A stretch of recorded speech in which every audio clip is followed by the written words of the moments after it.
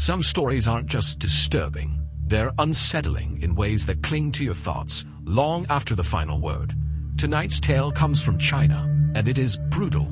Not the kind of horror you find in ghost stories, but the kind that bleeds from the darkest corners of human nature. This is not a story for the faint of heart. It's raw, graphic, and haunting. But what makes it truly terrifying is the ending. You'll think you know where this story is going. You'll feel the pattern, the rhythm, and then, when it's too late, everything you thought you understood will collapse into something far darker. So, if you're drawn to the strange, the grim, and the mysterious, stories that twist reality and leave you questioning everything, then you've come to the right place. That's all we do here, and each week we pull you deeper into the unknown. So if you're ready to dive in, kindly offer to power wash the like button's house. But turn the pressure all the way up, strip the paint off, blast the shingles into the yard, and then vanish like nothing ever happened. And don't forget to subscribe and turn on all notifications, because some stories aren't just told, they're unleashed. Now, let's begin.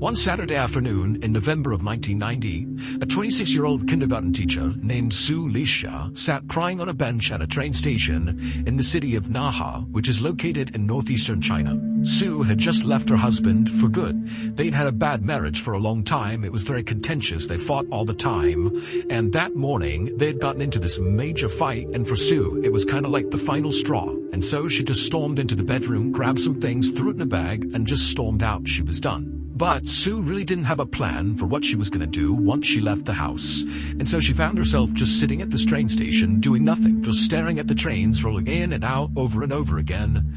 And as she sat there, again, not knowing what she's going to do, she suddenly took stock of the fact that very few people were getting on and off of these trains. And in fact, the train station itself was weirdly vacant. So the city of Naha, where Sue was actually fairly small by China's standards, even though there was 70,000 people that lived there. The city sat at the base of this towering mountain, and then all around the city, in the outskirts, was basically just farmland with lots of soy and corn crops. And then as you moved closer to the city center, there were lots of things you would expect to see in a city, like tall buildings and, residential and commercial areas. But overall, Naha was just kind of boring. It's like the city was a city, even if it was small, but there was just not much going on. And in fact, if you lived in China, but not Naha, there was a very good chance you didn't know Naha even existed, like it was kind of irrelevant. However, in the last few months leading up to this moment that Sue is sitting at this train station, the city of Naha had suddenly been put on the map, and everybody knew about this city, because women from Naha were going missing in droves. In fact, Sue herself knew of at least a dozen women who had gone missing over the past few months from Naha.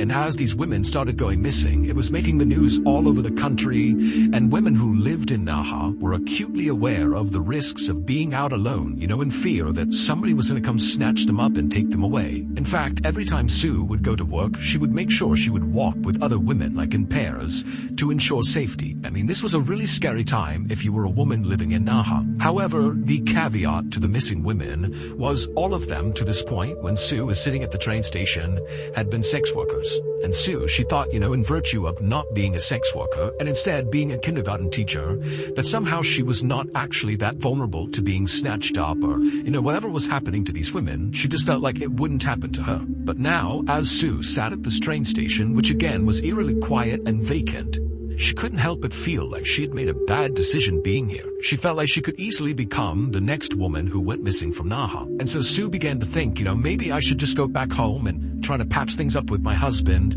mostly for her safety, just to go back inside her home and be safe again. But before she could stand up to do that, she noticed on the other end of the platform this man who was exceptionally well dressed with this beautiful brown wool coat and fancy pants. He looked like he stepped straight out of a fashion magazine. He came up onto the train platform, and without saying a word, he walked slowly down the platform all the way to where Sue was, and he reached into his pocket and he held out a tissue to her because he saw she was crying.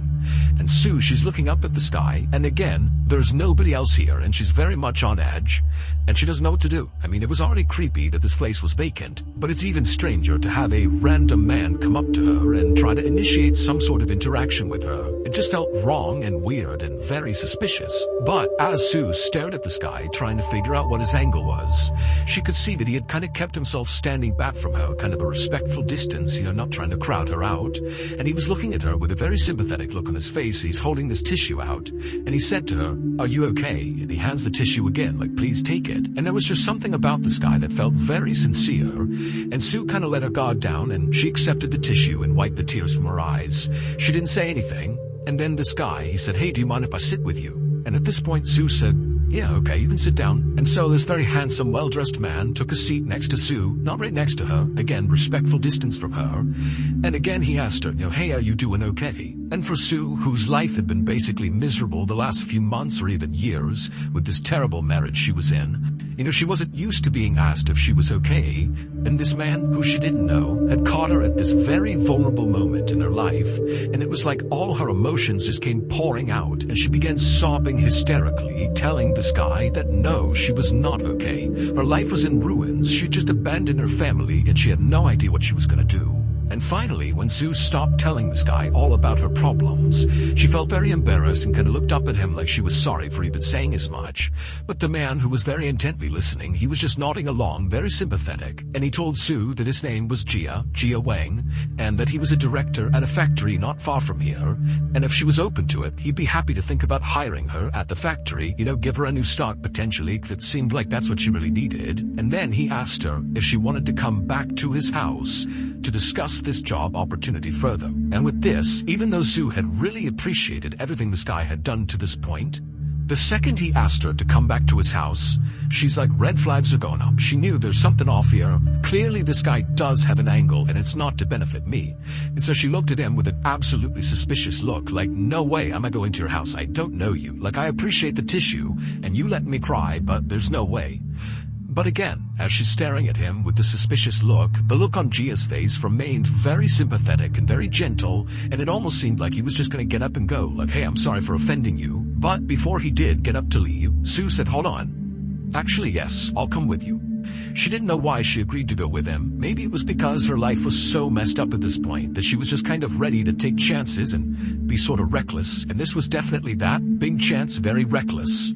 But again, she just felt like, there's something sincere about this guy, and she felt like she could trust him. And so, Sue and Gia stood up, and together they walked down the train platform, not saying much. They went downstairs that went out to the street, and they walked a couple of blocks to where Gia's street was. And as soon as they turned the corner, and he showed Sue which house was his, Sue looked up, and whatever hesitations she had had still to that point about following the stranger to his house were gone, because she saw his house was beautiful. It wasn't that it was so grand or anything, it totally fit with the neighborhood, but it was very well maintained, and totally felt on brand for a guy who was so well dressed and so well manicured and frankly so handsome. So Gia led the way to the front door of his house. He unlocked the door, he opened it up, and then he gently gestured for Sue to come on inside. And so she did. She walked past him. Gia followed her in, and the two of them took off their shoes and made their way into the kitchen, where Gia brewed some tea for them, and then they both sat down and began to sip their tea and talk about this job opportunity.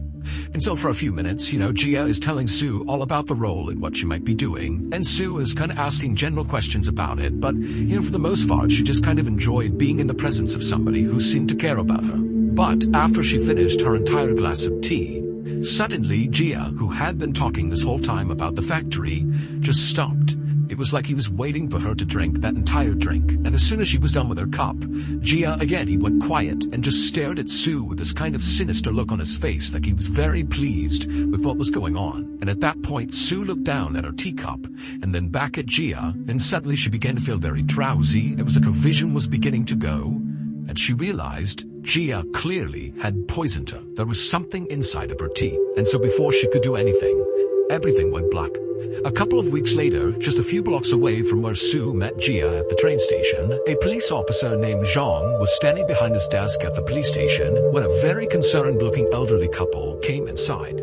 Now, this couple was here to speak with Zhang about a missing person, but the missing person was not Sue. She had been missing for 2 weeks now. Nobody had seen her, but no one had reported her missing. Her husband had just assumed that Sue had left him, and that's why he hadn't seen her, and so he had naturally not reported that. And again, nobody else knew she was missing, so keep that in mind. Officer Zhang has no idea about Sue and Jia, none of it. But when this elderly couple came in to make a missing person report, Officer Zhang was not the least bit surprised. It was now December of 1990, and over the past 6 months, 20 women out of Naha had suddenly gone missing. Remember, Sue is not one of those 20. The 20 are mostly sex workers who went missing at that same train station where Sue met Jia. And so Officer Zhang was used to making all these missing person reports. But candidly, the police actually felt like, because these were sex workers that were going missing, they weren't sure if they were actually being abducted or if they were simply getting on a train and kind of leaving town to go work somewhere else. And so really there wasn't a whole lot of investigation happening to figure out why so many of these women were going missing. But again, Officer Zhang, he's not surprised that they're telling him they want to file a missing person report. But when Zhang took this elderly couple to an interview room to talk to them about whoever was missing in their lives, when this couple spoke, Officer Zhang knew this was different, because the couple was not reporting another missing woman from Naha who also happened to be a sex worker. Instead, they were reporting that a man was missing, a businessman. However, the details of his disappearance sounded eerily similar to all these sex-working women who had also gone missing. This guy was last seen at that same train station where Sue had met Jia, and then nobody had seen him, and so that's why they were here. And so Officer Zhang, he wrote up their report, and then he told the couple that, very likely this man is okay and he'll show up at some point under his own steam. But he told them the police would look into it, and they'd be in touch. However, as this couple got up and turned around and laughed, Officer Zhang couldn't help but feel like this missing man and all these missing women went missing from the same place, and it's the same city and it's the same pattern over and over again, but now we have a man. And even though Zhang wanted to write it off as an anomaly, he started to wonder if this missing man was connected to all these missing women. Because by January of 1991, so 2 months after Sue had gone missing without a trace and still had not been reported by anybody, and 6 weeks after that elderly couple reported that man missing, another 5 people from Naha had gone missing, 2 more women and 3 more men. And so now the police in Naha were looking at 26 people, men and women, that had all gone missing very recently out of Naha, and nobody had a clue what happened to them. And importantly, because now there were men who were not sex workers who were going missing, the police couldn't just write this whole thing off as, oh, these sex working women are just going to another city to go do their work there. Like that was not a possibility anymore. Clearly something bad was happening, and the police knew they really needed to do a real investigation here. So finally, in early spring of that year, the police in Naha formed a task unit and legitimately began investigating all these disappearances. Amazingly, there was no information. There was nothing. These people went missing and nobody heard from them. There was no evidence of where they went. There was not even any sign that anything bad happened to them because no bodies had been found. There was no evidence of really anything happening. All the police knew is these 26 people, not including Sue, so she would be the 27th person, had been at this train station and then vanished, and that's all they knew. And it got to the point where this story really began to spread around China, and it became like this running joke that if you don't want to live, go to Naha, because everybody assumed there had to be some sort of serial killer or something happening there who was just roaming the streets, picking people off.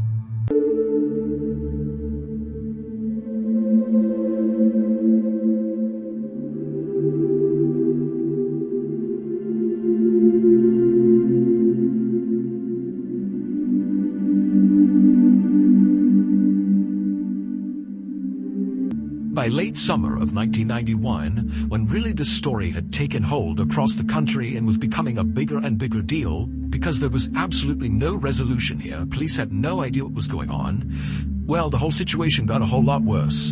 Because now, in addition to people suddenly vanishing at the train station in Naha, more people were also going missing in other cities nearby Naha, but all along the same train line that left out of Naha. So more train stations, more disappearances, all around the area, not just the city of Naha, but all around. And by the fall of that year, when over 30 people had gone missing all the same way from these train stations all around Naha, the police still had absolutely nothing to go on. All they had is, here are these people, here's where they were, They vanished. They got nothing else, no bodies, no evidence, nothing. But all that would change on October 22nd, 1991, roughly a year after Sue met Gia at the train station in Naha and then drank that drugged tea.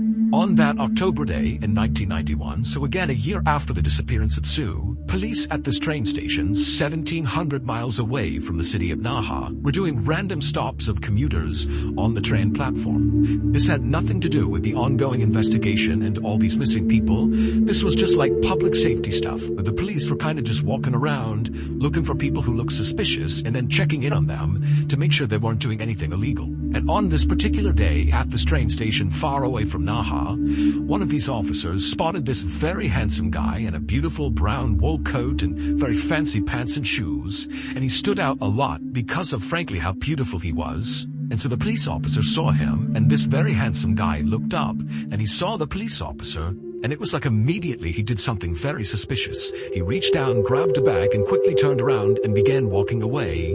And at the same time, two other people who were right near this very handsome guy did the same thing. They grabbed bags off the ground, quickly turned around, fell in line with this handsome guy, and began quickly walking away from the police. And so the police obviously are totally suspicious. They run across the platform, and they manage to stop all three of them, and they turn them around, and they say, "Show me your bags, open them up." And the police, they would open up these bags, and they contain drugs. And so right away these three know they are caught, but they don't say anything. They just stand there and they're totally silent as the police are asking them, like, "What are these drugs? Where are you going with these? What's going on here?" They're not talking. And so finally the police go, "Give me your IDs right now." And so all three of them cough up their IDs, and the very handsome guy with the beautiful brown wool coat and fancy clothes, well, that was Gia Wang. The same Gia Wang who had gone with Sue into his house and given her the drugged tea. But again, these police officers are only concerned about the drugs. They don't know anything about these guys. They don't know that Gia met Sue and did this thing at his house with the tea. That wasn't even reported to police. Nobody knew about it. But these police knew they had caught these three people with these bags of illegal drugs, so they brought them back to the station and began to question each of them. And when they spoke to Gia, Gia said nothing. However, when they spoke to the two other people that were with Gia, one of them began to crack. It was obvious they had more to tell about these drugs, and they were kind of holding back tears, like they were very upset. And one of the interrogators, sensing one of these people was prepared to confess to something, instead of really drilling down on them, he was very comforting, and he offered them a blanket and said, "Here, take this blanket, relax, it's okay. You can tell me what's on your mind, it's okay." And that just totally broke this person, and they said, "These drugs are nothing. You need to see what's in Gia's house. That will put these drugs to the side. They won't matter. What's in his house is horrible." The next day, a phone rang in the police station in Naha, and Officer Zhang picked it up, and it was one of the officers who interviewed these three people with drugs and got this whole horrible confession about what was inside of this Gia's house, and he told Zhang all about it. And as Zhang is listening to this, his eyes went wide, because he knew this had to be connected to all these people going missing. Like, this has to be it. And so as soon as he hung up the phone, Officer Zhang rounded up 20 other police officers and 10 forensic doctors to go search Gia's house. And when they got there, the house from the outside looked just as beautiful as when Sue had seen it for the first time, and felt like her reservations about Gia had gone down because of how wonderful his house looked. But as soon as all those police officers and the forensic doctors stepped inside of Gia's house, he wasn't home, there was nobody there. When they went inside, they were instantly hit with this horrible, horrible smell inside the house. Even though things are neat and beautiful inside too, there was something bad inside this house. And the smells seemed to be coming from the basement. And so at some point, Officer Zhang and the other officers that got to the door, they opened it up, and they looked down, and all they could see was just this dark room down there, and the smell was so strong. But they pulled their shirts up over their faces, and they went down the stairs, and when they got down there, they couldn't see anything. It's totally dark.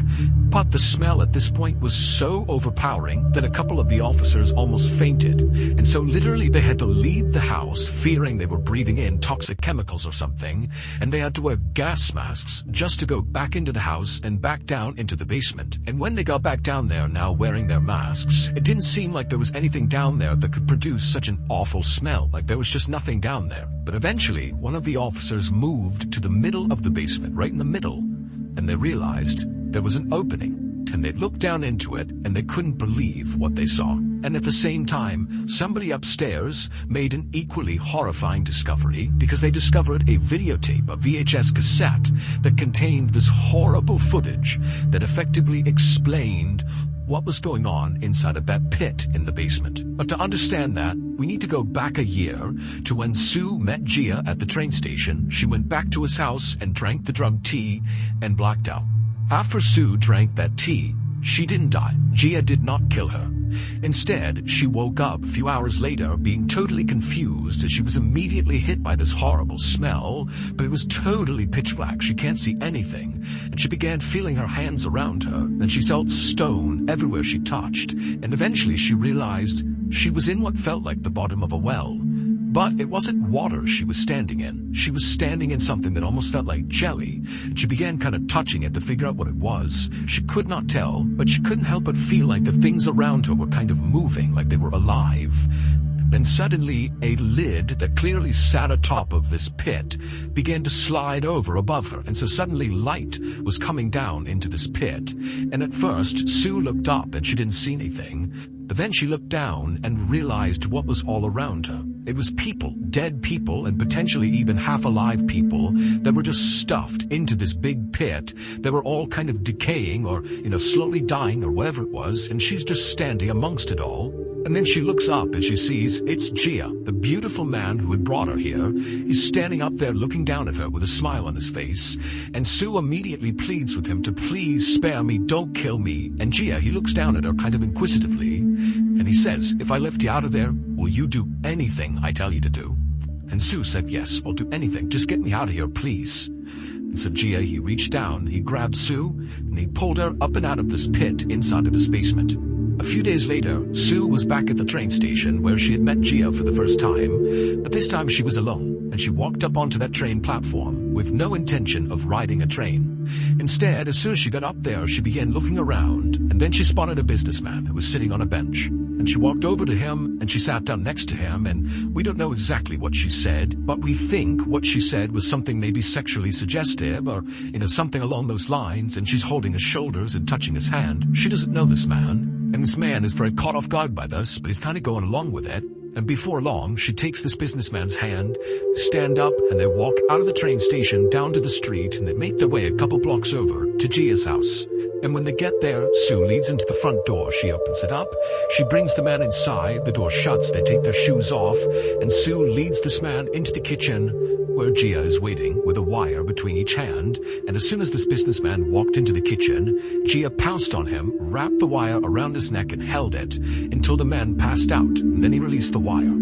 And then Gia and Sue took this man, they lifted him up, and they carried him down into the basement and laid him out on the floor. So he's not in the pit, he's just out in the middle of the basement floor. Then Gia stepped away, picked up a video camera, turned it on, and began to film. He was filming the man on the ground, and also Sue. And Sue, she knew what to do. She was going to do anything she was told to do. So she climbed on top of this still very much alive businessman who's just been knocked unconscious, and she straddles him so she's looking down at his head. Then she picks up a knife and she holds it in front of her. And then she looks up at Gia, who at this point has zoomed the camera in. She can hear the sound, the mechanics inside of the camera, as it's zooming in on what she's about to do. And then she raises the knife over her head and drives it into this man's chest.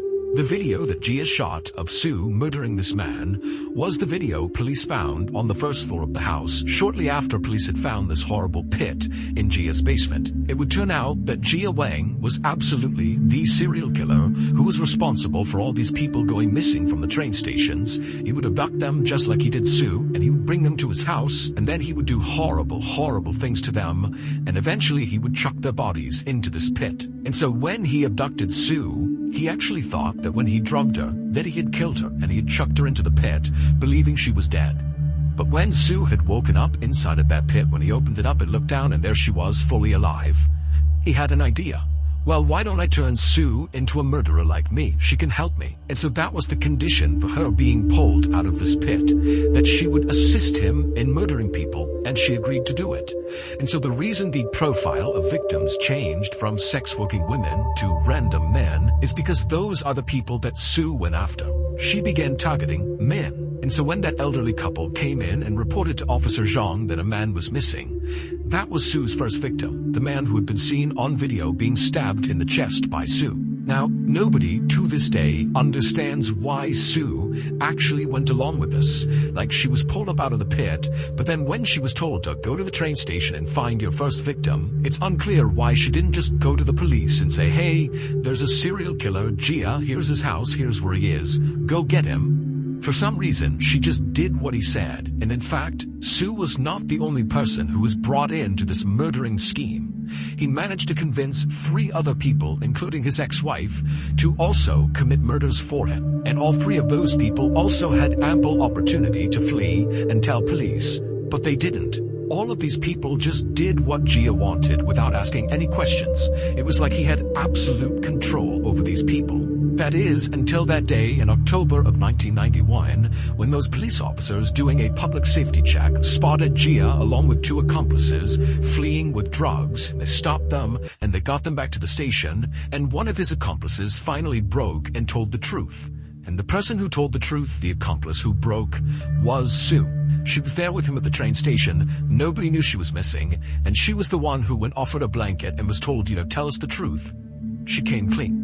Ultimately, it was this police officer's kindness that broke her. In Gia's basement, inside of that horrible pit right in the middle of it, were 42 bodies, 24 women and 18 men. In the end, Gia and all 4 of his forced accomplices, including Sue, were sentenced to death, and they were executed on January 24th, 1992. Today, the city of Naha is still just as infamous as it was in the 90s when these murders took place, and in fact, the nickname for Naha is now just Bandit City to reflect what happened there.